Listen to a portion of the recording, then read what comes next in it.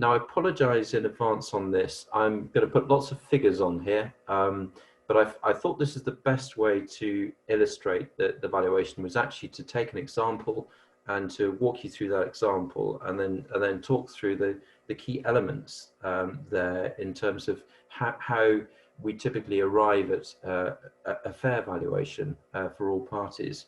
So you typically would look at a service business. And you've got a typical profit and loss account there. So you've got your sales, gross profit, overheads, a pre-tax profit, corporation tax and post-tax profit. So in this example, 2019, sales of just under 2 million, 1.9 million, gross profit of just over 1 million, overheads of 900,000, pre-tax profit 147, post-tax of 132. But of course, you can't look at 1 year in isolation. So then we look at the 2 years prior, 17 and 18, and we probably look at the current year that we're in, forecast 2020. You might even look at forecast 2021 as well. So the first thing to do is to establish the results. Those would be the results as published in your published set of accounts, or if they're not published in full at Companies House, the ones that go to the taxman, they're in the revenue. And from those, you then look to adjust the results. So you're looking to adjust the results for sort of normalizing the position. Now that could be adjustments to income or costs. So you might have exceptional income, which you need to take out. You might have exceptional costs, which you need to add back. There also might be things like if there's a founder or owner that's not taking the appropriate a sort of market rate of salary. If they're taking less than the market rate of salary, you'd then be making an adjustment for that in that line that I've got there, exceptional costs and income. And then you're arriving at this adjusted post-tax profit. So you can see it here, this company particularly is looking at a loss situation in 17, break even pretty well in 18 and 19. Coming back decently into profit in 2020. And then you've got to then say, well, how are we going to combine, how are we going to arrive at combining those different results and getting an average result, which we can then apply to the valuation. And we do that by what's called the weighting. And in this situation, we've actually given the valuation, we've given equal weighting to years 2018, 19 and 20. It's quite an interesting valuation in that the company is clearly coming out of a difficult stage, service company coming out of a difficult stage. 2020 looks very encouraging.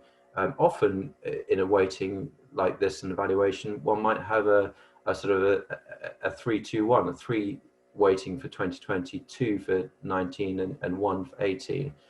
Also notice I've taken out 17 being a loss year. I've discounted that in this situation. But if we had a 3-2-1 weighting there, then that would have put a huge emphasis on the most current year and would have driven a very high valuation, which probably wouldn't have been fair considering, you know, is this 2020 a flash in the pan, or is this going to be continuing? So the other way of shoring up this valuation would have been to have gone for forecast 2021, and we could have looked at that and then brought that in as a year as well. So we then arrive at a weighted average post-tax profit, applying these weightings to these different adjusted post-tax profits. So we've come out with a weighted average post-tax profit of 65. At that point, we apply what's called a multiplier, a profit multiplier. Profit multipliers are unique to a situation. So that will depend on the size of the business, the sector it's involved, etc. And so what we do for that is we look a couple of sources of information I would typically go to. I would look for comparable deals where we've got information in the public domain that I can look at and identify what the actual deal multiple was transacted for.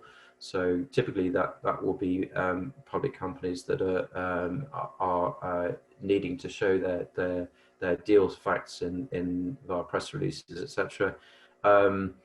Also, I look at it, there's an index of private sale values, and I look at that index as well. So those are my two principal sources. You could also go to quoted companies and look at their price earnings ratio on the FTSE or on on the AIM market. I don't tend to do that because it tends to be further away from reality and further away from deals.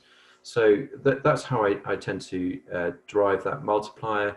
So you apply the 4.7 in this situation to the 65,000 weighted average post-tax profit, arriving at 305. And then we're looking at also adding in to the valuation what we call adjusted excess net assets. So typically a business may well have chosen not to distribute all of its reserves, and it would have held back its reserves within the company. If it's done that, then we can calculate what is the excess net assets and add that into the valuation. So in this case, which I should say is absolutely not Rooflight. I should have made that clear at the beginning. This is a service company example. And we're looking at an estimated total valuation for this business of just over 500,000.